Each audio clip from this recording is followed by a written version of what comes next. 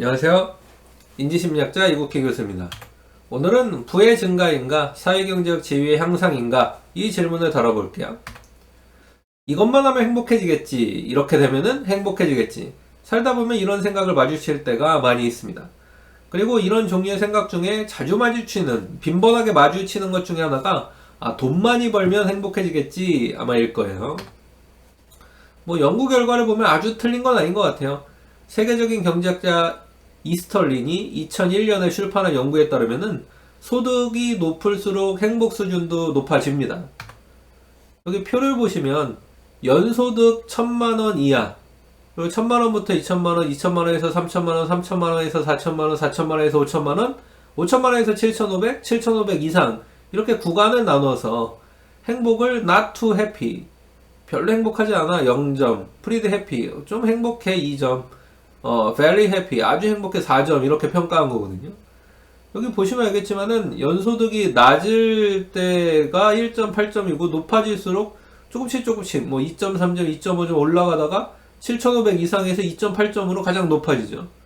그리고 어떤 이 응답한 사람의 비율로 봤을 때도 very happy, 아주 행복하다라고 응답한 사람의 이 응답자들의 비율이 이 연소득 1000만원 이하일 때보다는 이제 7500으로 올라갈수록 쭉 올라갑니다.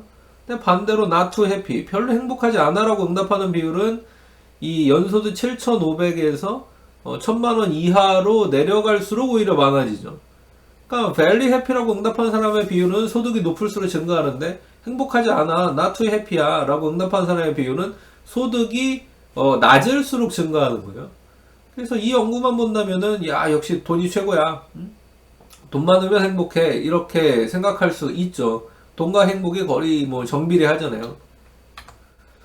근데 이제 조금 다른 그래프를 한번 보실까요? 2006년에 레이얼드라고 하는 경제학자가 출판한 연구의 핵심적인 결과입니다. 일단 X축은요, 시간의 흐름이 5년 단위로 표시되어 있어요. 1945년, 1950년, 1955년 이런 식으로 2000년까지 표시가 되어 있습니다. 그리고 Y축, 세로축은 소득의 증가와 아주 행복하다, 아까 very happy죠. 그러니까 아주 행복하다고 보고하는 응답자들의 수, 사람의 수를 보여주고 있습니다. 근데 이 그래프가 좀 이상해요. 여기 이제 보시면은 Real Income Per Head, 가구당 실질 소득의 증가 그래프와 아주 행복하다고 말하는 사람들의 그래프를 이렇게 대조하면서 아주 보여주고 있는데, 다이나믹하게 보여준다부터 이렇게 표현하죠. 근데 보시면은 1945년부터 해서 2000년까지 개인의 실질 소득, 리얼 인컴, 그러니까 리얼 인컴이라는 거는 인플레이션 수준, 물가 상승 수준을 감안한 진짜 실질 소득이 증가했다는 거거든요. 진짜로 소득이 증가한 걸 말하는 거예요. 명목 소득하고는 이제 이게 다른 개념이죠. 예. 근데 그거 보시면 알겠지만은 지금 한 50년 동안 계속 증가했습니다. 리얼 인컴은 계속 증가했어요. 한 번도 어떻게 보면 떨어진 적이 없어 보이죠. 그런데 very happy, 아주 행복하다고 응답한 사람의 비율은 어떤가요? 1945년에도 한 30% 수준. 그런데 75년에도 한 30% 수준, 90년에도 한 30% 수준, 2000년에도 한 25%에서 30% 수준. 변화가 없습니다. 50년 전에도 아주 행복한 사람은 20에서 30, 지금도 아주 행복한 사람의 비율은 20에서 30, 그러니까 한 25% 정도인 거죠. 뭔가 좀 역설적입니다. 2001년에 이스털린 연구에서는 분명히 소득이 증가할수록 사람이 더 행복해지고 행복해진 사람의 비율이 증가했는데, 2006년에 이 레이얼드의 연구를 보면 소득 증가와 행복이 약간 관련이 없어 보여요. 실제로 그래서 이런 역설적인 효과를 경제학자들, 그 다음에 행복심리학자들은 이스털린 역설이라고 부르는데 아주 유명한 현상입니다. 이 역설이 나타나는 이유를 살펴보기 위해서는 먼저 이스털린이 2001년에 연구한 것과 레이얼드가 2006년에 연구한 것, 그러니까 제일 처음에 본 표와 두 번째로 본 그래프를 비교해 봐야 되는데, 이게 연구 방법적으로 차이가 있다는 걸 좀 이해할 필요가 있어요. 쉽게 말해서 앞에 2001년 이스털린 연구, 아까 표로 봤던 거는 사회과학자들의 횡단 연구라고 하는 겁니다. 횡단 연구. 그리고 후자는 종단 연구죠. 횡단 연구는요, 특정 시점에서 그 사회에 나타나는 주요한 특성들에 비교한 거예요. 그러니까 특정 시점으로 자른 거죠. 그래서 그 단면을 본 겁니다. 근데 종단 연구는요, 특정 기간을 잡은 거예요. 그 기간 동안 몇 년, 몇십 년 이런 기간 동안 그 사회에서 나타나는 주요 특성들의 변화를 추적한 것이죠. 아주 트래킹한 겁니다. 아주 추적한 거예요.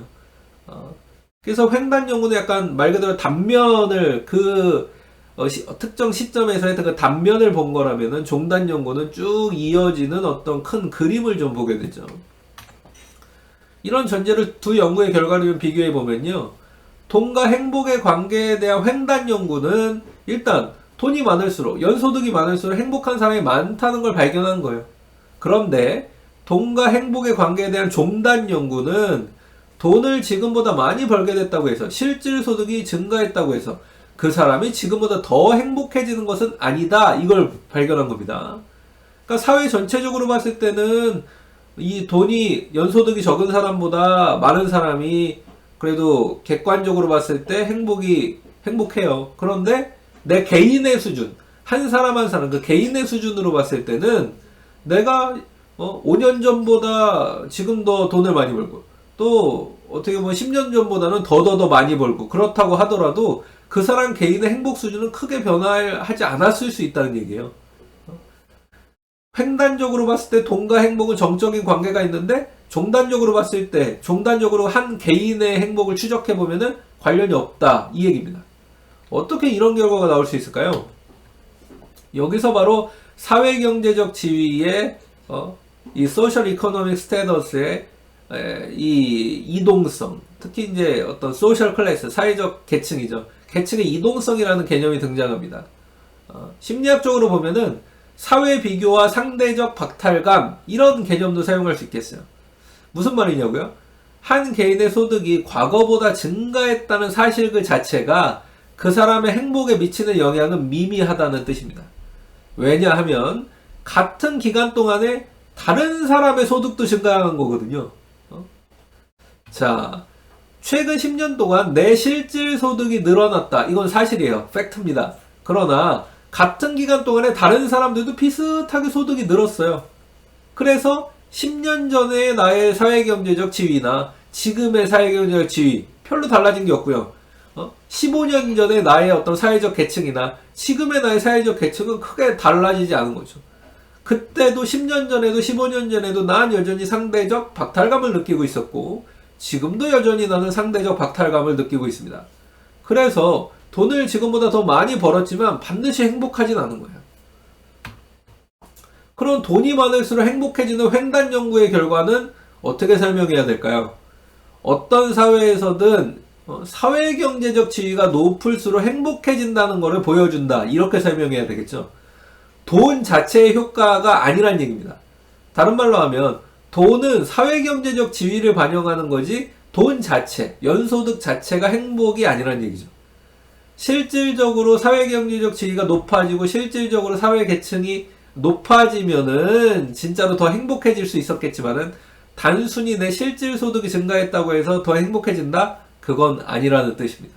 그래서 돈의 진짜 의미는 돈 자체가 아니라 사회경제적 지위, 사회계층을 의미하고, 이 사회계층이 실질적으로 최근 10년 동안에 올라갔느냐 내려갔느냐, 이게 중요한 것이지 돈을 더 많이 벌게 됐느냐 적게 벌게 됐느냐, 그게 중요하진 않다는 얘기예요. 소득 증가가 사회경제적 지위와 연결될 때만 우리 인간은 더 행복해질 수 있습니다. 이런 의미에서 보면 우리가 돈의 효과라고 알고 있는 것들은 그 본질은 돈이 아님을 다시 한번 알 수 있죠. 진짜 본질은 사회계층, 사회경제적 지위의 실질적인 증감, 변화에 있습니다. 네, 오늘은 여기까지 할까요? 지금까지 인지심리학자 이국희 교수였습니다. 감사합니다.